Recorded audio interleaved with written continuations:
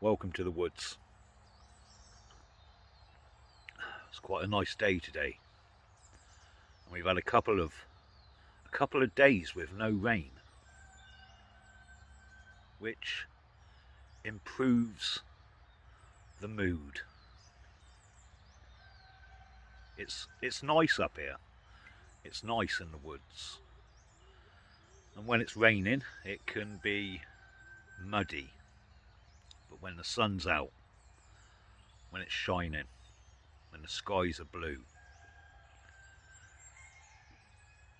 and the birds are happier, and the dogs are messing around in the back garden,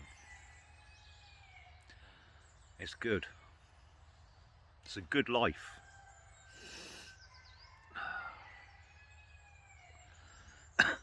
My second video that I ever did was about why I went off grid. And it's important. A lot of people ask me how to go off grid. How can I do that? But more important than the how is the why. Why would anyone want to give up normality and live off grid? Now I realise you don't need to go into the middle of the woods or a field to go off grid. You could do it in the property you're living in. Disconnect from the mains, disconnect from the gas and the water, get some solar panels, filter the rainwater, and you're kind of off grid. But to live like this, to raise livestock, grow vegetables unsuccessfully sometimes, to learn new skills, it's a good way of living. It's real, it's authentic. And I've used that word a lot over the last couple of years because more and more people seem to be searching for something, searching for authenticity, something that's real. And the reason I think that a lot of people are looking, a lot of people have come to the realization that something's wrong in society, is that we went wrong somewhere, and that's been exasperated in the last decade with the advent of the internet, smartphones. It's taken people away from the very things that made life real. Family, friendships, nature,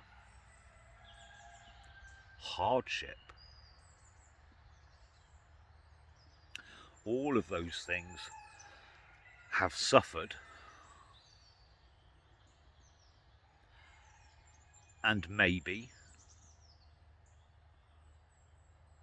they've had a helping hand in being diminished. Maybe the atomization of the people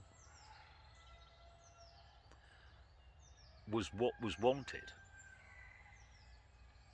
It would seem that way. It would seem that the system itself has been designed to completely shut off an individual from all the things that made life life. I often ask people I meet who aren't in my circle, so to speak, acquaintances, what it is they want. What do you want? 9 times out of 10,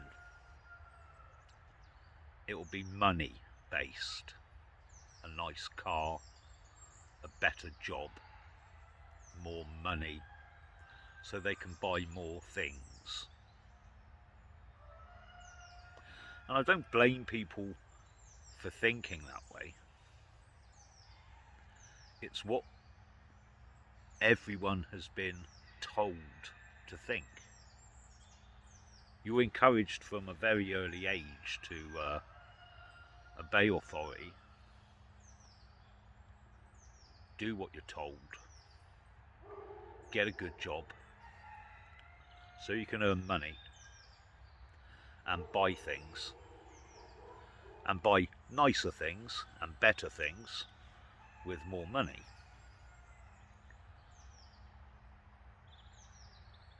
And life's not really about that, or life shouldn't be about that.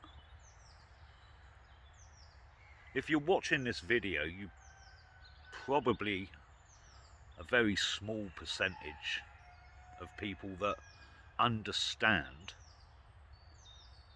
that society has gone wrong, and that puts us in a difficult situation. And I say that because as much as I believe society has gone wrong, terribly, terribly wrong, most people don't think like that. It's difficult for me sometimes to wrap my head around that simple fact that most people are quite happy with the way things are. I've come to the conclusion that they don't want to know. They don't want to know what's wrong. They don't want to look, because that would upset their whole world view. That would upset the balance. It's easier not to know. Ignorance is bliss.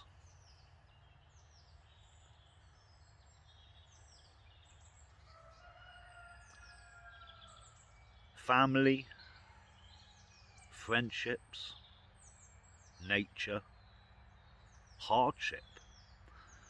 Why do I include hardship? Because that's how we grow. That's how we learn.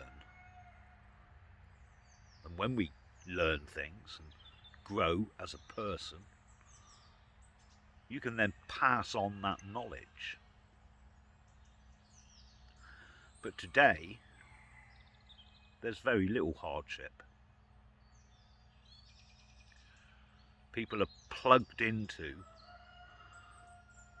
their phone screen, their laptop, their works computer, the television screen, and their wants and needs are dictated and sated by that system.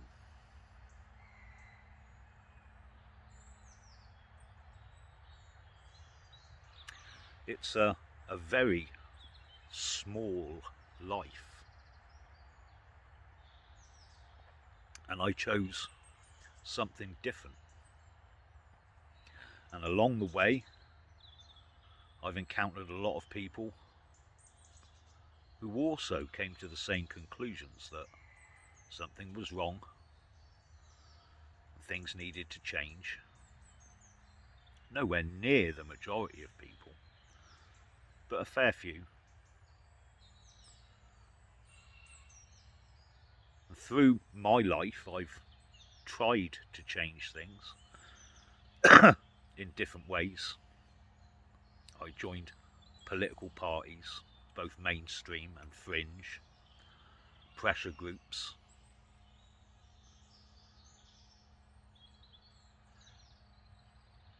I don't think politics is ever going to be the answer.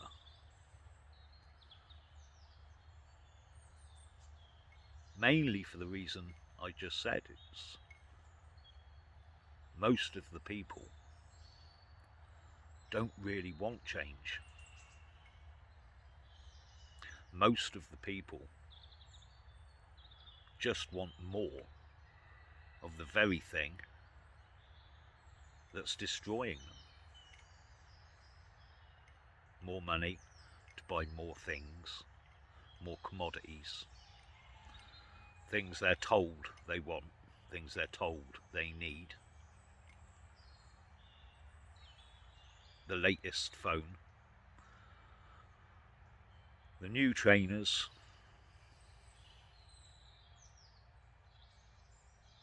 the new brand name, the next big thing. And that's not what it's all about. It's about much more than that.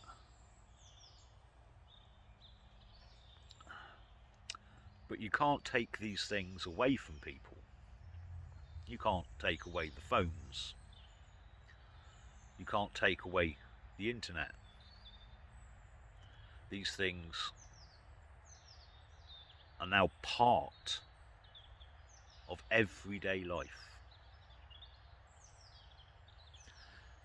And I suppose it's slightly different for me. I'm older than a lot of the people I mix with.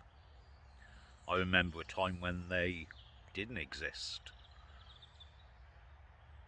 I remember I put 2 pictures up on my Telegram channel the other day. 2 photographs, one from the 1970s, a gang of kids outside a chip shop, just a gang of boys, and another one of someone on I think it was a rally chopper, jumping over a ramp over a couple of his mates lying in the middle of a road.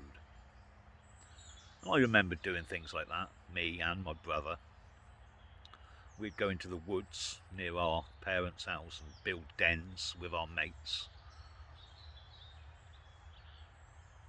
We'd be out all day on our bikes in the woods. We would come home when the street lights came on, and you've all heard these old adages, but that's how life was, and I can remember that.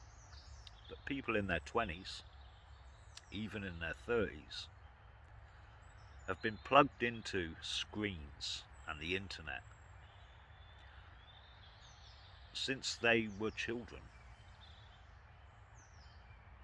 It's such a large part of their life that that's not going to be, it's going to be a very difficult task to take it away.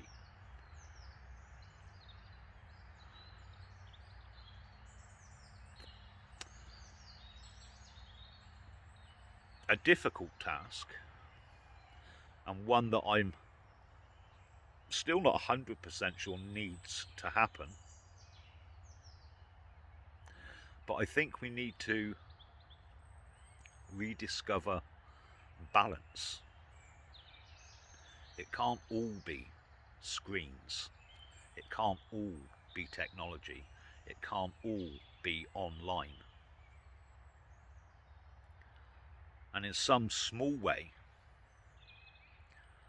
when I started the Woodlander initiative, it was with that in mind. That in order to be able to step away, you need somewhere to step away to. And in this country, that was becoming harder and harder to do. Land prices were such that the normal man in the street was not going to be able to afford to buy his own piece of land. That large corporations were and still are buying huge amounts of farmland, woodland, for useless vanity projects, greenwashing, carbon exclusion, It's pushed the prices sky high. But by coming together, we could afford to buy land that we can all use. There were a lot of other reasons as well. A lot of people have identified problems that are coming. At the moment, the farmers are starting to push back. But it does look as if they're trying to reduce the amount of food that the farmers are producing. This will increase prices of food. It will put people in a position where they're far more dependent on suppliers of food.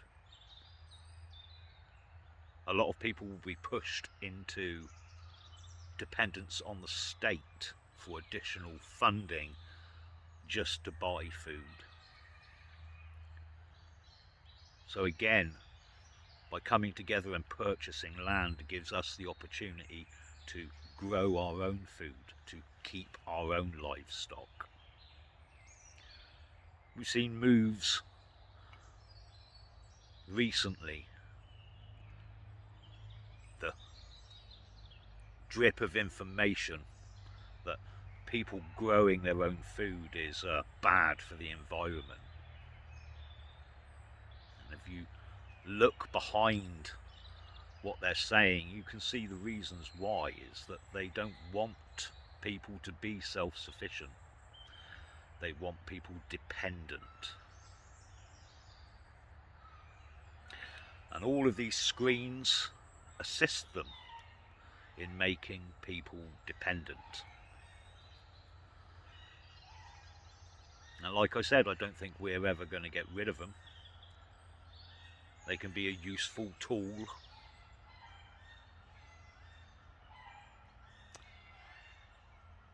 But there needs to be balance.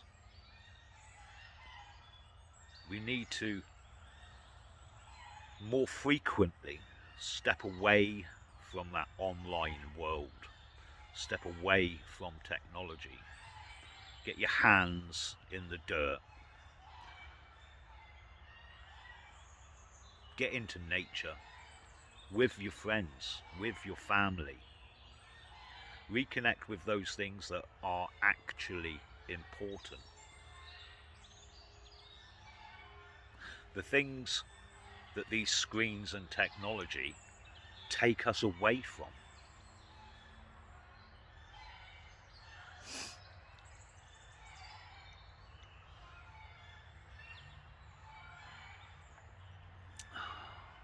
I'll stick the link to the Woodlander initiative below the video. If you're not a member, have a read through.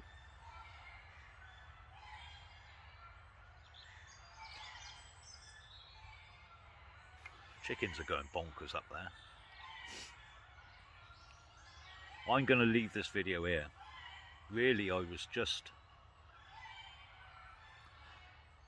thinking about how people's priorities have changed so very much. And we need to try and get back to an authentic way of life. We need to reconnect with family, friends and nature. I'll speak to you soon, people. Have a good one.